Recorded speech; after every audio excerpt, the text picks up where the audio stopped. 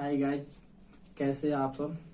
My name is Avinash Kumar and my YouTube channel is Avinash Kumar maths वाला। आप लोग को आज ब्रीथ के बारे में पढ़ाएंगे, क्योंकि जो है ब्रीथ के बारे में हम पूरा पढ़ाएंगे कंसेप्ट के साथ। सबसे पहले मैं आप लोग से यह निवेदन करता हूँ कि मेरा YouTube channel Avinash Kumar maths वाला को सब्सक्राइब जरूर करेंगे और उसका बेल आइकन जो है जरूर दबाएंगे, साथ ही साथ कमेंट और लाइक जरूर करेंगे। तो आइए हम सबसे पहले अपने टॉपिक पर आते हैं। हमारा जो ब्रीथ है, तो ब्रीथ के पहले हम सबसे पहले उसके पार्टों को नाम जानेंगे कि जो ब्रीथ है इसके पार्टों में जो उपस्थित जितनी भी राशियां हैं या जो भी इसके पार्ट हैं उनका नाम क्या है। तो हम जानते हैं सबसे पहले इसके केंद्र को, उसको हिंदी में केंद्र बोलते हैं, इंग्लिश में उसको सेंटर बोलते हैं। जैसे यह जो है इसका केंद्र है और इसके चारों तरफ की जो परिधि है इंग्लिश में उसको सर्कमफ्रेंस बोलते हैं। उसके बाद से इसके और भी पार्ट हैं, जिस प्रकार मान लीजिए हमने यहाँ पे रेखा खींचा यहाँ से यहाँ तक, तो इसको हम इंग्लिश में चॉर्ड बोलते हैं। स्पेलिंग आप लिख दे रहे हैं, चॉर्ड बोलते हैं। और जो इसकी इस बिंदु से और इस बिंदु के बीच की जो यह परिधि का जो पार्ट है इसको हम आर्क बोलते हैं, हिंदी में चाप बोलते हैं। और भी पार्ट है, जैसे हम यहाँ से यहाँ तक मिला देंगे केंद्र से, इसको हम डायमीटर बोलते हैं, हिंदी में व्यास बोलेंगे। और इसको यहाँ से यहाँ यदि हम मिला देते हैं, यहाँ से यहाँ, तो इसको हम रेडियस बोलते हैं। उसके बाद से हम और भी इसके पार्ट के नाम जानेंगे। जैसे हम जाने हैं सबसे पहले इसको हम क्या बोलते हैं, परिधि, सर्कमफ्रेंस।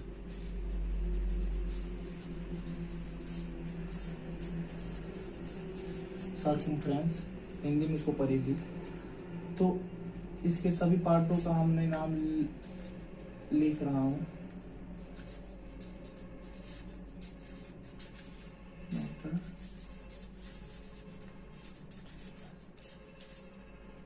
इसे तो नाम लिख दिया, फिर चलिए फिर से लिख दे रहा हूँ, चॉर्ड, आर्क। तो इसके हम सभी पार्टों का नाम लिख दिया हूँ। एक और बच्चा रहा, देखिए इसका नाम है सेंटर। सेंटर।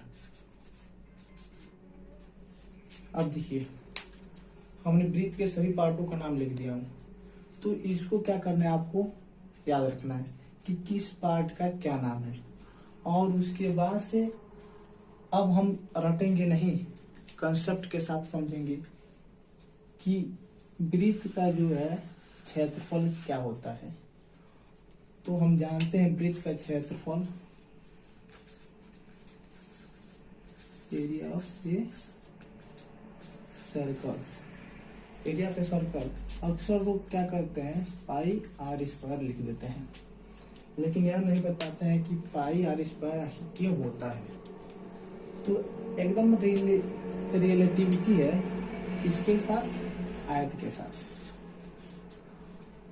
और पाई जो है कोई बताता नहीं कि पाई का मान हम कहाँ से प्राप्त करते हैं।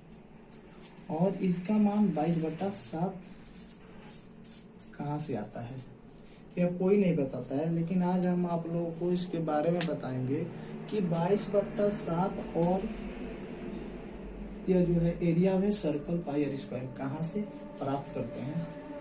तो बहुत आसान यह जो टॉपिक है, लेकिन अक्सर बहुत ऐसे लोग हैं जो जानते नहीं हैं। तो आइए हम समझते हैं।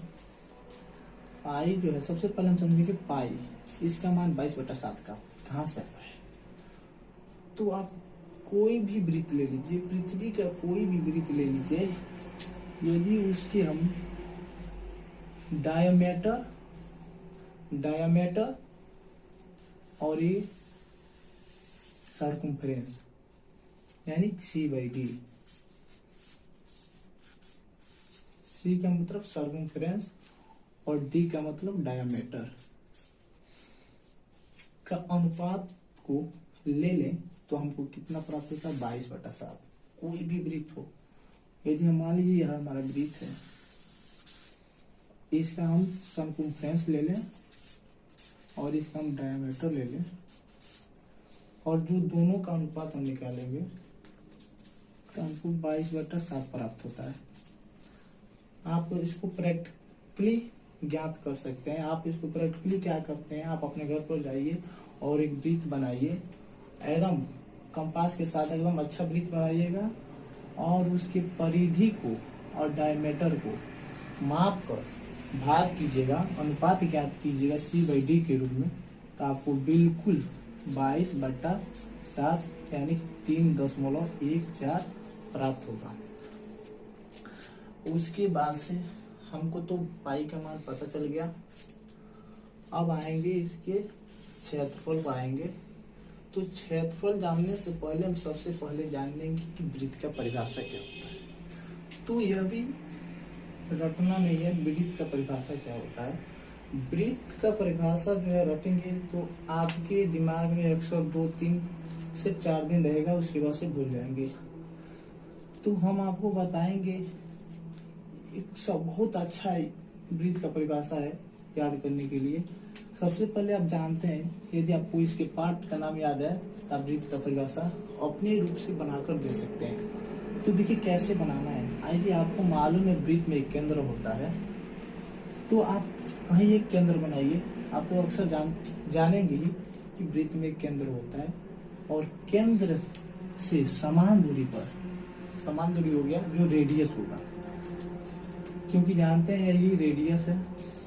तो वृत्त के केंद्र से बोलेंगे आप, वृत्त के केंद्र से समान दूरी पर चली गई अनंत बिंदु पर, चली गई अनंत बिंदु पर। देखिए यहाँ से भी दूरी उतना ही रहना चाहिए, क्योंकि पहले ही हम बोल दिए हैं वृत्त के केंद्र से समान दूरी पर चली गई अनंत पथ या अनंत बिंदु पथ से बना बिंदु पथ को हम क्या बोलते हैं, वृत्त बोलते हैं।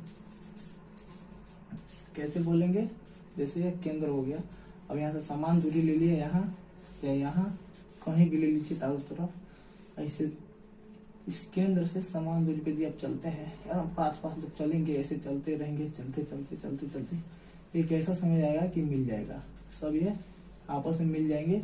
मिलने के बाद परिणाम स्वरूप क्या होगा, आपका वृत्त तैयार हो जाएगा।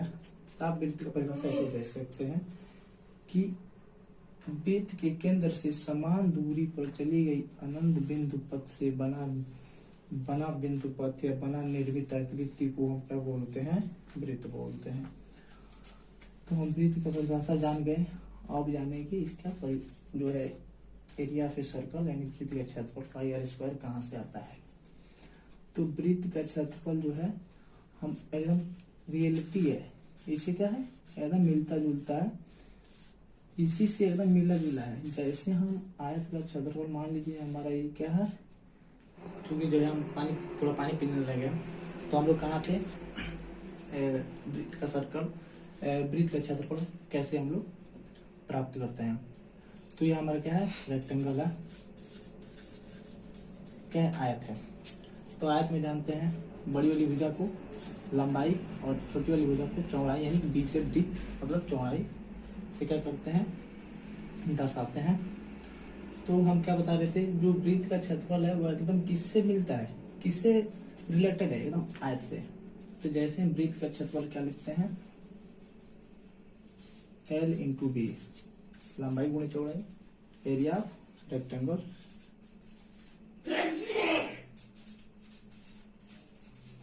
एरिया ऑफ रेक्टेंगल, लंबाई गुणे चौड़ाई। उसी प्रकार हम क्या करेंगे, वृत्त का क्षेत्रफल प्राप्त करेंगे। अब देखिए कैसे हम प्राप्त करेंगे। तो सबसे पहले आपको क्या करना होगा, वृत्त लेना होगा। वृत्त को लेने के बाद से आधा आधा करना होगा, आधा करने के बाद से इसको चौथाई में करना होगा, चौथाई करने के बाद से इसको 6वां भाग ज्ञात करना होगा।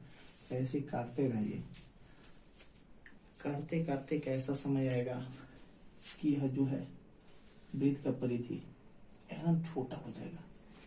इस प्रकार हम बना रहे हैं, आप देखिए इस प्रकार प्राप्त हो जाएगा। कितना हो बड़ा वृत्त लीजिए या छोटा लीजिए, काटते करते करते करते उसको क्या करेंगे, आप एकदम सीधा काटेंगे, करते करते जैसे काटेंगे तो आपको ऐसे प्राप्त हो जाएगा आकृति। जब इस अवस्था में आ जाएंगे तो इसको कैसे आपको रखना है हम बता रहे हैं। तो मान लीजिए हम इसको इसको हमने ऐसे रखा, उसके बाद से इसी एक पत्ती को हमने उलाट कर रखेंगे। जैसे इसको रखेंगे उलाट कर, इसी पर जितना जितना भी आप पत्ती बना लेते हैं काट कर, उन सभी पत्तियों को एक क्रम में सजाते रहेंगे। एक बार ऐसे, एक बार फिर से उलाट देंगे, फिर से इसको उलाट कर, मतलब सभी पत्तियों को उलाट कर ऐसे रखते जाएंगे। एक ऐसा समय आएगा कि आपको आयत के रूप में क्या होगा, इसके सभी भाग जो है आयत के रूप में सज जाएंगे और आयत के रूप में प्राप्त हो जाएगा।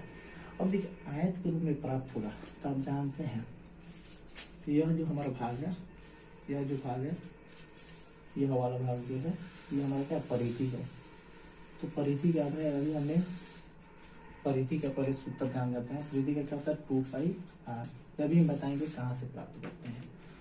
तो 2πr है, तो ये सब परिधि है, ये भी परिधि है, क्योंकि परिधि को ही उलट पुलट कर रखे हैं। इन सभी भागों को हमने जो है उलट उलट कर क्या करा, उलट पुलट कर सब एक क्रम में रखे हैं। इसलिए 1 2 3 4 5 6 मतलब ऐसे क्रम में हमने सजा कर रखा है। आप जब प्रैक्टिकली इसको करेंगे तो एकदम अच्छा है, आपको प्राप्त होगा। तो जैसे ये हमारा परिधि है 2πr, तो इसका आधा हिस्सा नीचे आ गया πr और आधा हिस्सा नीचे आ गया πr। हमको देखिए आधा हिस्सा नीचे मिला है, 2πr है, तो 1πr निकाल देंगे और फिर से एक पाई और निकाल देंगे और दोनों को जोड़ेंगे तो 2πr ही हमको प्राप्त होगा। तो क्योंकि आप जानते हैं वृत्त का परिधि 2πr और उनको दो भागों में बांटा है, आधा हिस्सा ऊपर आ गया, आधा हिस्सा नीचे, तो πr। उसके बाद से देखिए यह जो हमारी चौड़ाई है, ये हमारा क्या है, रेडियस है। यहाँ से आप देख सकते हैं यही हमारा चौड़ाई है, यही हमारा चौड़ाई है। इसी को तो हमने रखा था सजा कर। इसकी चौड़ाई क्या है, रेडियस है, यानी आर है। अब देखिए हमको क्या प्राप्त हो गया, एक रेक्टेंगल प्राप्त हो गया। अब रेक्टेंगल को क्या करते हैं, अभी हमने इसका जो एरिया निकाला, जो एरिया है rectangle L into B, length into breadth, तो इसी से एकदम रिलेटेड है। जैसे आपने इसको L इंटू बी किया तो हमारा जो है वृत्त का परिभाषा प्राप्त हो जाएगा। इसका मतलब लेंथ और इसका मतलब ब्रेथ। लंबाई और चौड़ाई का जब गुणा करेंगे तो हमारा वृत्त का परिभाषा क्षेत्रफल क्या हो जाएगा, बन जाएगा। तो किससे रिलेटेड, एकदम आयत से, L इंटू बी। अब देखिए इसके बाद से हमको क्या बताना था, 2πr। अब 2πr कहाँ से आता है,